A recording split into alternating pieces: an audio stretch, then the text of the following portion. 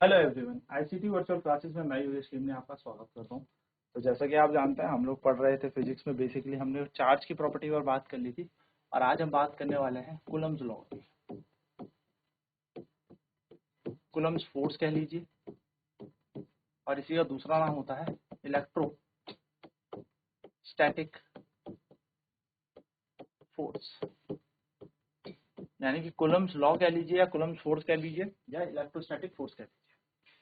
देखिए, कहा क्या गया है, आप सभी जानते हैं कि यदि दो चार्ज यानी कि दो आवेश, दोनों के दोनों चार्ज कुछ दूरी से सेपरेट हो, कुछ भी दूरी से सेपरेट हो, तो ये दोनों एक दूसरे पर क्या लगाते हैं? फोर्स लगाते हैं। ये एक दूसरे पर क्या लगाएंगे? फोर्स। अगर अपोजिट साइन के तो अट्रैक्ट हो जाएंगे, और अगर सेम साइन के हैं या मैं बोलूँ सेम चार्ज है, समान है, तो ये दोनों एक दूसरे को क्या करेंगे? रेपल करेंगे, लेकिन लगाएंगे फोर्स। तो क्या कहता है कूलम्स लॉ? कूलम्स लॉ कहता है, डायग्राम को इस तरीके से बना लीजिएगा, Q1 Q2 और इन दोनों के बीच दिया। So according to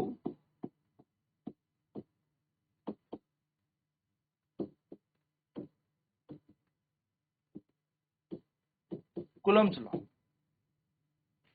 according to Coulomb's law, the force between two charges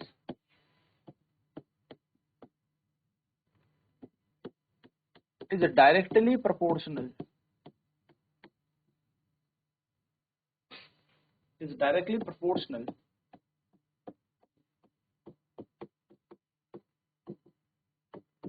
to the product of the charge,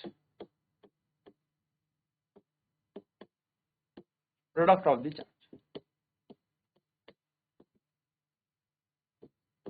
यानी कि जितना ज्यादा चार्जेस होंगे उतना ज्यादा इनके बीच क्या लगेगा? फोर्स लगेगा। यानी कि force is directly proportional to the product of the charges. ये हो गई हमारी इक्वेशन नंबर 1। ये पहली इक्वेशन होगी, ठीक है। पहला स्टेटमेंट ये रहा।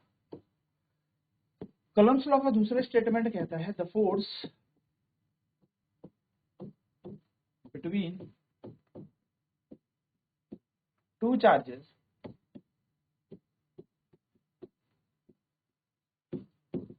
is inversely proportional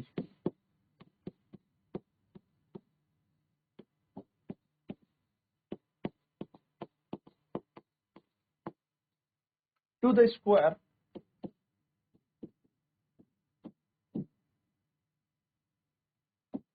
of distance between the charges।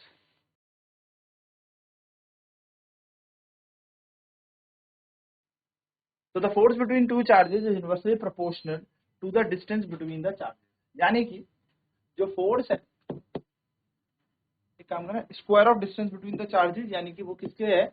इन दोनों के बीच की दूरी का जो भी स्क्वायर है उसके इनवर्सली प्रोपोर्शनल है, जो कि इक्वेशन नंबर 2 बन जाएगी। हम क्या करेंगे? इक्वेट कर देंगे। Equate equation number 1 and equation 2। Equation 1 और 2 को क्या कर दो? इक्वेट कर दो, ठीक है। तो आप देखेंगे F इज डायरेक्टली प्रोपोर्शनल, यहाँ पर चल रहा है Q1 Q2 और यहाँ आ रहा है R का स्क्वायर। ये हमारा फोर्स आ गया, ये हमारा क्या बन गया? फोर्स हमारे पास आ गया। प्रोपोर्शनैलिटी का साइन हटता है, तो here comes a constant which is K Q1 Q2 upon R square. ये हमारा क्या बन जाएगा? फोर्स, और फोर्स की यूनिट होती है न्यूटन। वेयर K की जो वैल्यू होती है, K is constant of proportionality. जहां पर K क्या है? कांस्टेंट ऑफ प्रोपोर्शनैलिटी है।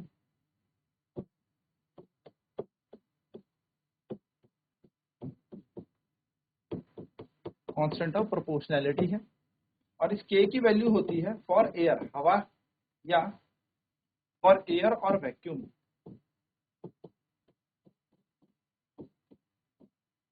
इस K की वैल्यू होती है 1/4 पाई एप्सिलॉन नॉट या एप्सिलॉन 0 कह लीजिए, ठीक है।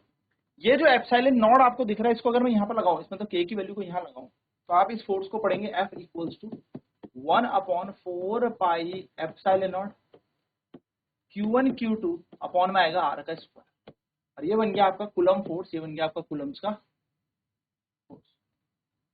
वेयर एप्सिलॉन नॉट, अब ये सर एप्सिलॉन नॉट क्या है, ये एप्सिलॉन 0 बोल लीजिए, एप्सिलॉन नॉट बोल लीजिए, इज द परमिटिविटी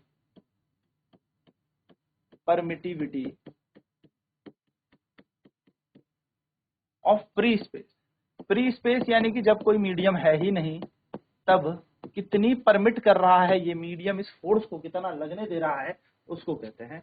और इसकी वैल्यू होती है 8.85 इंटू 10⁻⁻12 कूलम स्क्वायर पर न्यूटन मीटर का स्क्वायर। ये इसकी यहाँ पर यूनिट बनती है, कूलम स्क्वायर पर न्यूटन मीटर स्क्वायर इसकी यूनिट बन जाएगी।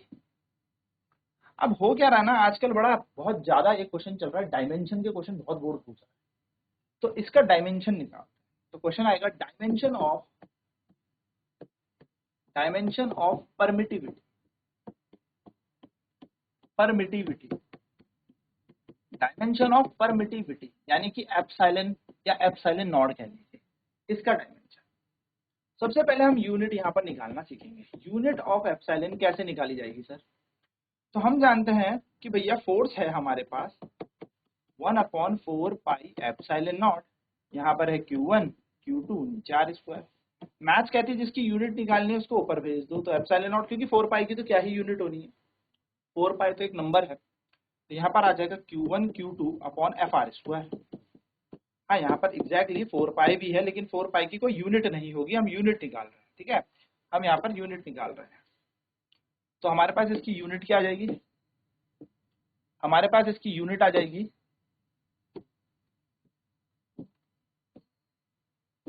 एप्सिलॉन नॉट की coulomb into coulomb square, force की होती है न्यूटन और मीटर का स्क्वायर।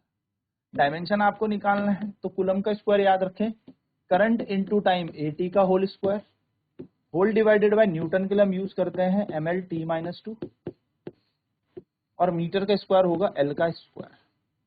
ये तो चलिए इसको सॉल्व करें। तो यहाँ पर आएगा epsilon naught is equals to A square T square upon A square T square upon ML_T-2 as it is ML_T-2, और यहाँ पे L का स्क्वायर। तो आप इसका डायमेंशन देखेंगे तो ये बन जाएगा M-1 L की पावर -3 T की पावर 4 और A, ये इसका डायमेंशन बन जाएगा। ये इसका बीमीय सूत्र बोलते हैं, जो बन जाएगा A का स्क्वायर है, सॉरी।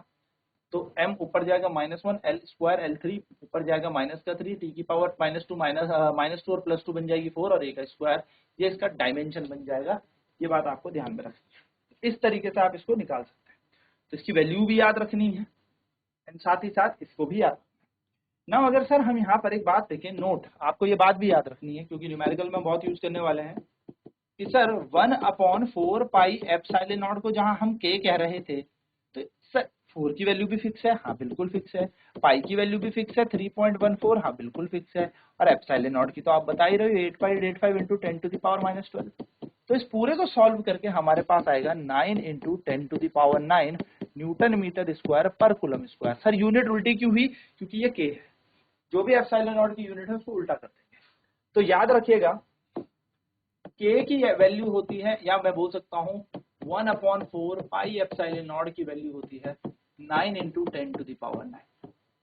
तो अगर हम कूलम फोर्स में इसको लगाएं तो हमारा फोर्स आएगा 9 into 10⁻9 Q1 Q2 upon R square. This is our Coulomb force या कूलम्स लॉ आप कह लीजिए, न्यूटन।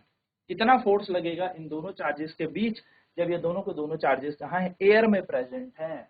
चलिए फटाफट से नोट करेंगे, देन बढ़ते हैं फिर अगले टॉपिक की तरफ, यानी कि एक क्वेश्चन इसका करेंगे।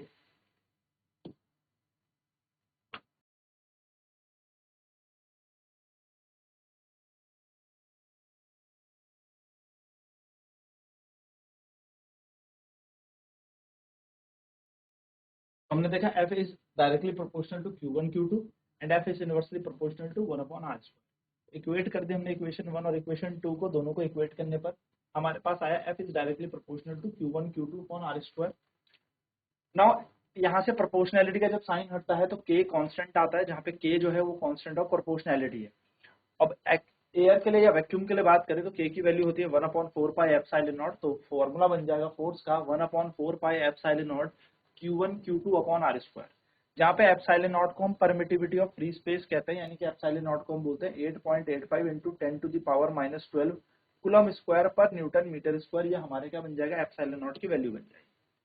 नाउ डायमेंशन ऑफ परमिटिविटी देखा जाए, परमिटिविटी यानी कि एप्सिलॉन नॉट, तो यूनिट ऑफ एप्सिलॉन नॉट हो जाएगा f is equal to 1/4 pi epsilon naught Q1 Q2 R square.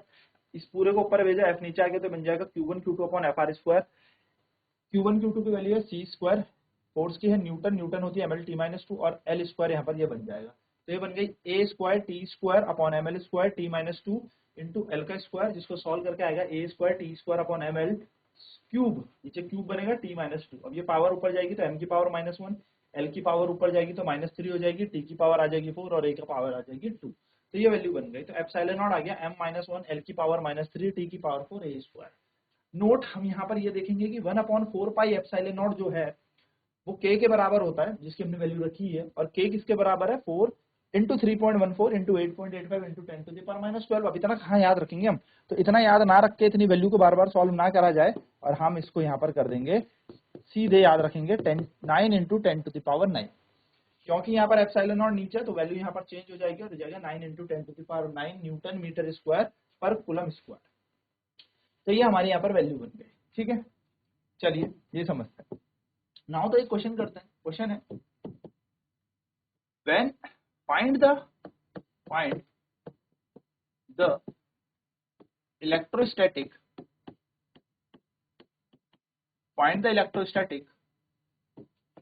force of attraction, find the electrostatic force of attraction between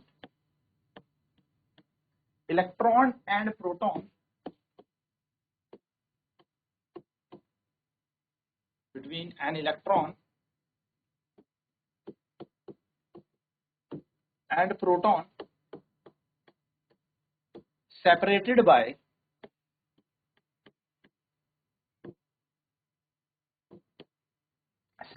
by a distance of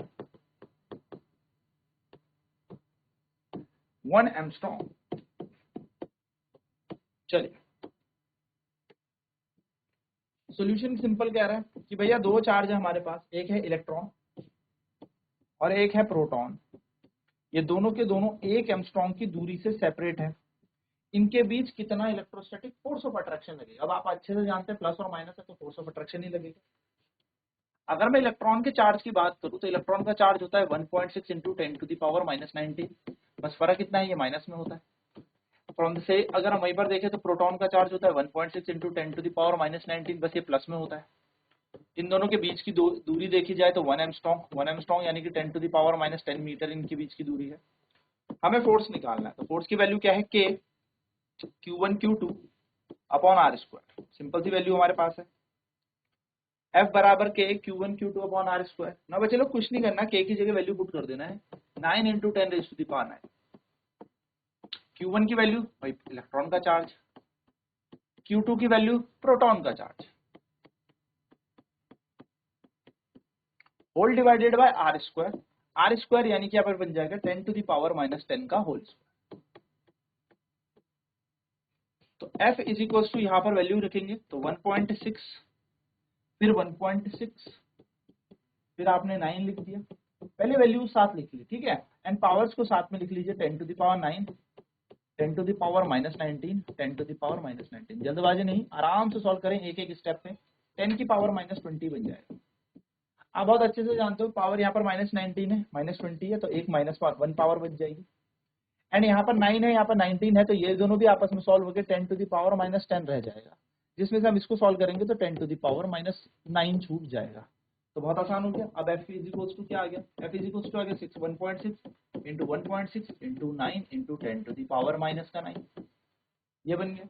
अब point हटा के solve कर लेते हैं, यहाँ 10 यहाँ 10, सर 16 का स्क्वायर होता है 256, यहाँ पर इंटू 9 और मत करना कुछ, ठीक है, इतने में छोड़ दो, नीचे लिख दो 100। अब मल्टीप्लाई कर दो भैया, 256 को मल्टीप्लाई करेंगे हम 9 से, तो 9 6 54 का 4 कैरी 5, 45 प्लस 5 हो जाएगा आपका 50, 9 2 18 प्लस 5 23, तो यह आएगा आपका 2304 यानी कि 2304 और नीचे बैठा है 100 एंड यहाँ पे 10 टू दी पावर -9 है। यहाँ पर f की वैल्यू आ जाएगी 23.04 और 10 टू दी पावर -9 आ जाएगा यहाँ पर, और ये इसकी यूनिट बन जाएगी न्यूटन, क्योंकि ये फोर्स है। बस इस तरीके से आपको ये क्वेश्चन करना। आई होप आपसे ये क्वेश्चन आराम से हो जाएगा। अब नेक्स्ट क्लास में बात करेंगे हम अगले क्वेश्चन पर आगे, और चर्चा करेंगे इलेक्ट्रिक फील्ड पर बात। आज की क्लास में इतना ही। ICT वर्चुअल क्लासेस में जुड़ने के लिए धन्यवाद। आपका दिन शुभ।